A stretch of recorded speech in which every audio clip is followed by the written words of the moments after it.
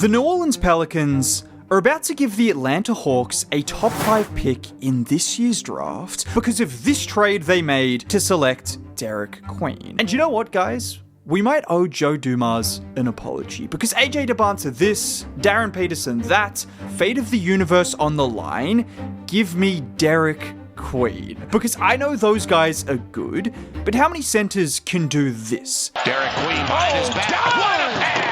That was just one play from Queen's game against the Mavs, in which he made at least 5 plays that most centers couldn't dream of making. Just like here, where this time Zion sets the screen for him. And how casual is that one-handed lob whilst not even looking? Or how about this time where Queen is getting pressed? Christie comes to help and watch him spin before then throwing another dime to the corner shooter. Let me say it again. This man is a center.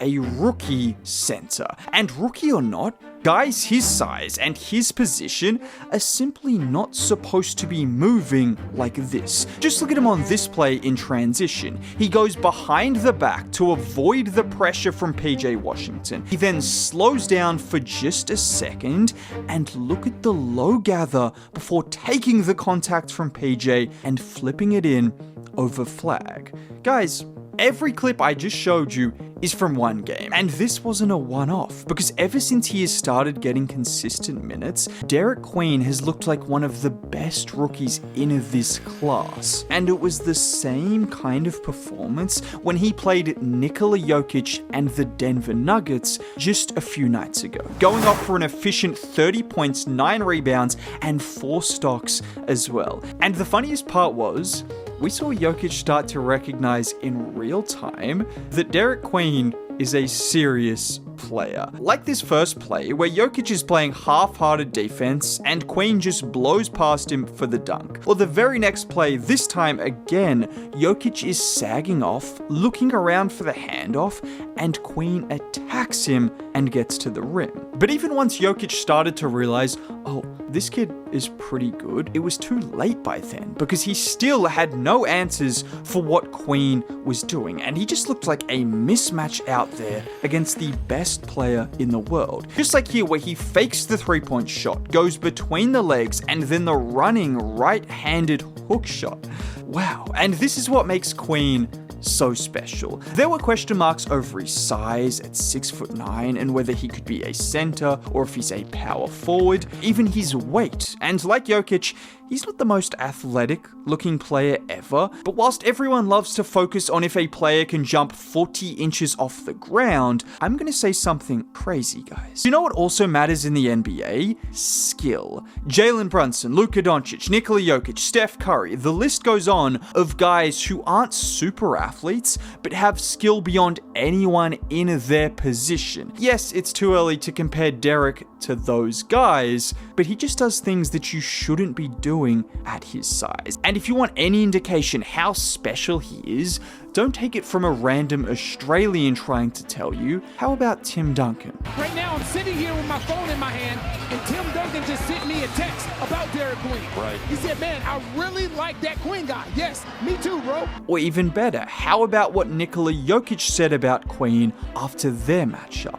He's good, you know, he's good. He has some moves. He's definitely crafty. He's unorthodox. Great touch around the rim, feel for the game. It's good to see somebody different. And this is definitely what makes Queen special. It's exactly what Jokic said. Unorthodox shots and great touch around the rim. A combination that is so difficult to guard because what can prepare you for someone like this? Just look at him here getting guarded by Brown like he's a lead ball handler. He gets Bruce on his back and then the spin one way, back the other way, and through the contact, look at the touch off the glass. I hate to make the comparison to Nikola Jokic, because Jokic himself said not to compare young players to himself.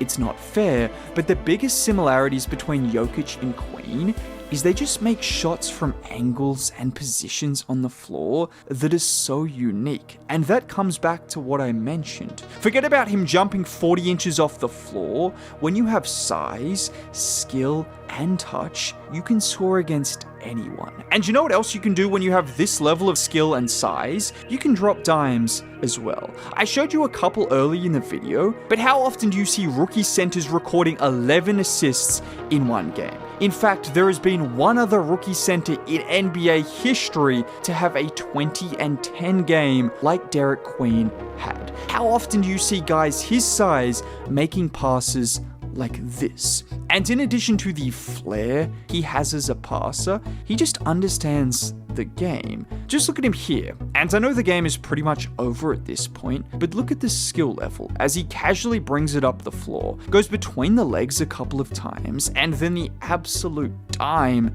to a cutting Jose. And speaking of understanding the game, I might be the only person who absolutely loves it when someone can throw an entry pass. Just like here, where Zion had Bruce Brown under the basket and just the perfectly weighted oop for the easy finish. Or like this time with Trey, look how small that window is, effectively having to throw that pass like a quarterback to a covered receiver, and he does so perfectly. I know it seems like a small detail, but to me that just shows you understand angles, it shows you understand high percentage shots, and it shows you can actually get the ball to a player when they need it in the post. Derik Queen does all of that in addition to the behind the back passes that are obviously spectacular. And like every rookie in the NBA, despite what this video might make it seem, Derik Queen is not actually perfect. He's perfect to me. But on a serious note, offensively, I see an elite offensive player in the future. You could question the amount of shots at the rim he's going to get compared to other centers, just because he's a couple of inches shorter and not a freak athlete, so he will have to take more difficult shots in and around the paint, which can hinder the efficiency sometimes, but he's just too good to not figure it out offensively. I also think he has to and will improve as a screener naturally as he becomes more comfortable with NBA physicality, but I can almost guarantee this man will be a great offensive center. What about defensively? Well, defensively, there are some more question marks. Is he too short to be a center defensively? Is he too slow to be a 4? That's the question you have to ask when it comes to Derik Queen defensively. Who can you put next to him to make it work? Honestly, I look at a guy like Alperen Şengün, who was questioned defensively when he was drafted, when he entered the league, but you saw once he had a great coach and a great system and leaned into his defensive strengths, he's not only become an okay defender, he's become one of the better defenders on one of the best defenses in the league. I think Derik Queen has enough positive traits defensively to believe he could make it work in the right environment. Maybe it was worth it. I just wish Joe Dumars put a top 5 protection on the pick. Wouldn't you have done that, Joe? And it would have been so nice talking about Derik Queen without that draft pick looming over it. But regardless of the pick or the Pelicans situation, Derik Queen is going to be a joy to watch for the next decade. Now, if you want to hear me continue to talk about Derik and the NBA in general, subscribe to the channel. It's free. Dropping a like would be cool. Have a great day.